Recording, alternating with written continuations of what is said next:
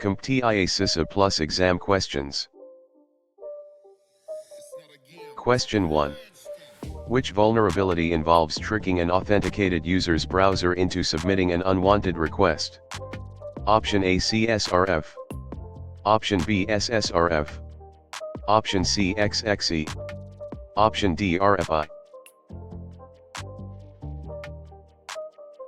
The correct answer is option A. CSRF. Cross-site request forgery abuses a user's authenticated browser session to send unwanted requests. The application may process the request because it appears to come from a valid user. Question 2. Which control helps reduce CSRF risk? Option A Telnet access. Option B anti-CSRF tokens. Option C anonymous SMB. Option D shared admin accounts. The correct answer is option B. Anti-CSRF tokens. Anti-CSRF tokens add a unique value that attackers cannot easily predict or supply from another site. Validating the token helps ensure the request was intentionally generated by the application. Question 3. Which vulnerability allows a server-side application to make unauthorized requests to internal resources? Option A XSS. Option B VLAN hopping. Option C SSRF. Option D password spraying. The correct answer is option C. SSRF. Server-side request forgery tricks an application server into making requests chosen by an attacker. This can expose internal services or cloud metadata endpoints that are not normally reachable externally. Question 4. Which vulnerability involves insecure parsing of XML external entities?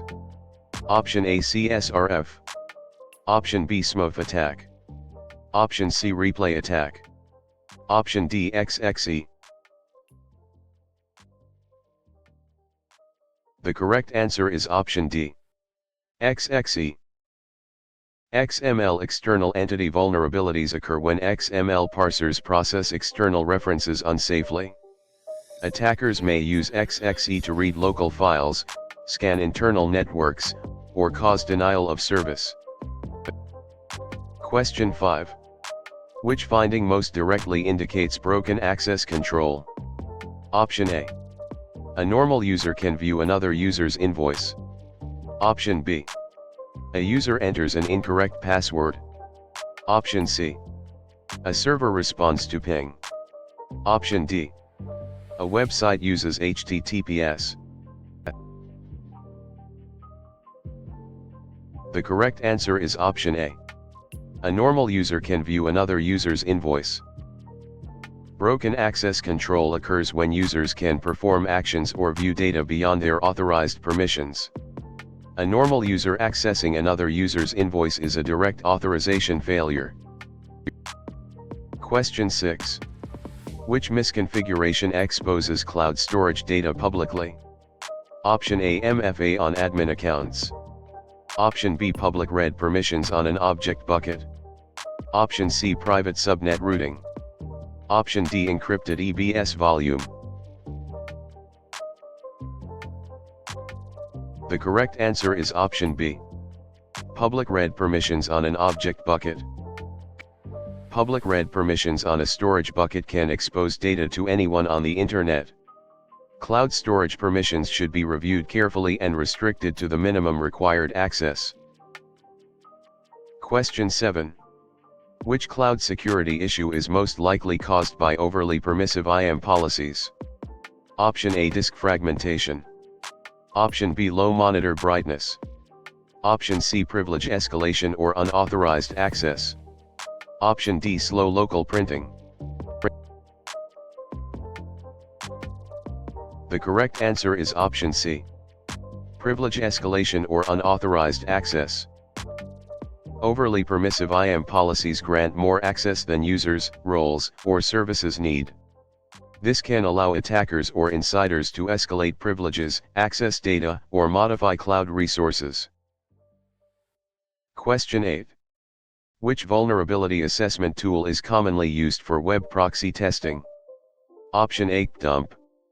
Option B, FSCK. Option C, BitLocker. Option D, Burp Suite. The correct answer is option D, Burp Suite. Burp Suite is commonly used to intercept, inspect, and modify web traffic during application testing. It helps analysts identify issues such as injection flaws, authentication weaknesses, and session problems. Question 9. Which tool is commonly used to assess AWS security configuration? Option A, Prowler. Option B, KeePass. Option C, WinSCP. Option D, Notepad. The correct answer is option A, Prowler. Prowler is an assessment tool commonly used to review AWS security posture and configuration against best practices. It can help identify misconfigurations in IAM, logging, networking, and other cloud services. Question 10. Which practice helps ensure vulnerability scans cover new systems? Option A, scanning only once per year. Option B, integrating scans with asset inventory and discovery. Option C, excluding cloud workloads permanently. Option D, using only manual spreadsheets. The correct answer is option B, integrating scans with asset inventory and discovery. Vulnerability coverage depends on knowing which assets exist. Integrating scanning with asset discovery and inventory helps include new, changed, and cloud-based systems in assessment scope. Question 11. Which vulnerability management metric tracks how quickly vulnerabilities are fixed? Option A, mean time between power outages. Option B, number of monitors per analyst. Option C, mean time to remediate. Option D, average email size. The correct answer is option C, mean time to remediate. Mean time to remediate measures the average time from vulnerability identification to closure. It is useful for evaluating remediation performance and whether teams are meeting service level targets. Question 12. Which report is most useful for executives? Option A, raw scanner output only. Option B, full packet captures for every host. Option C, kernel debugging logs.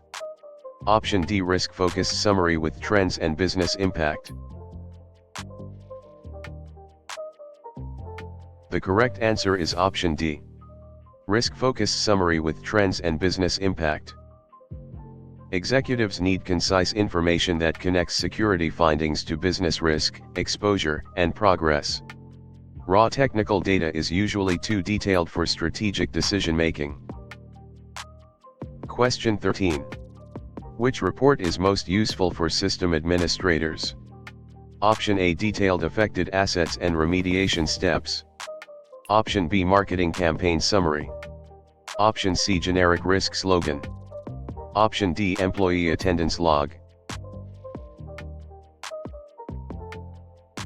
The correct answer is option A, detailed affected assets and remediation steps. System administrators need actionable details to fix issues, including affected hosts, evidence, and remediation instructions. Technical specificity helps teams resolve vulnerabilities efficiently. Question 14. Which vulnerability should typically be prioritized highest? Option A, informational banner disclosure on an isolated printer. Option B, critical remote code execution on an exposed server. Option C, low-risk finding on a retired host. Option D, missing comment in source code. The correct answer is option B, critical remote code execution on an exposed server. Critical remote code execution on an exposed server combines high impact with high likelihood of exploitation. This type of finding generally receives urgent remediation priority. Question 15. Which activity best supports vulnerability remediation planning? Option A, hiding all scan results. Option B, removing severity labels. Option C, assigning owners and due dates. Option D, blocking communication with IT teams. The correct answer is option C. Assigning owners and due dates. Owners and due dates create accountability for remediation work. They also allow tracking against SLAs and escalation when remediation is delayed. Question 16. Which remediation option is best when a patch is not yet available? Option A, ignore the vulnerability. Option B, disable all logging. Option C, delete the asset inventory. Option D, apply compensating controls. The correct answer is option D. Apply compensating controls. When a patch is unavailable, compensating controls can reduce exposure until permanent remediation exists. Examples include access restrictions, monitoring, configuration changes, or temporary service disablement. Question 17. Which compensating control could reduce risk from an unpatched internet-facing service? Option A, restrict access with firewall rules. Option B, disable antivirus everywhere. Option C, share admin passwords. Option D, turn off MFA. The correct answer is option A. Restrict access with firewall rules. Restricting access with firewall rules reduces the number of systems or users that can reach the vulnerable service. This lowers exploitation likelihood while a patch or permanent fix is being prepared. Question 18. Which vulnerability management approach reduces disruption to critical services? Option A, patching production without review. Option B, testing patches before deployment. Option C, scanning only during peak hours. Option D, rebooting all systems randomly. The correct answer is option B. Testing patches before deployment. Testing patches before production deployment helps identify compatibility or stability issues. This reduces the risk that remediation will interrupt critical business services. Question 19. Which evidence best confirms a patch was applied successfully? Option A, user says the system feels faster. Option B, asset owner changed department. Option C, rescan shows the vulnerability is no longer present. Option D, report was renamed. The correct answer is option C. Rescan shows the vulnerability is no longer present. A follow-up scan provides evidence that the vulnerability condition is no longer detected. Verification is an important step before closing remediation tickets. Question 20. Which term describes a vulnerability that has no available vendor patch? Option A, false negative. Option B, hotfix. Option C, backport. Option D, 0-day. The correct answer is option D. 0-day. A 0-day vulnerability is unknown to the vendor or lacks an available fix at the time of discovery or exploitation. Organizations often rely on compensating controls until a patch is released.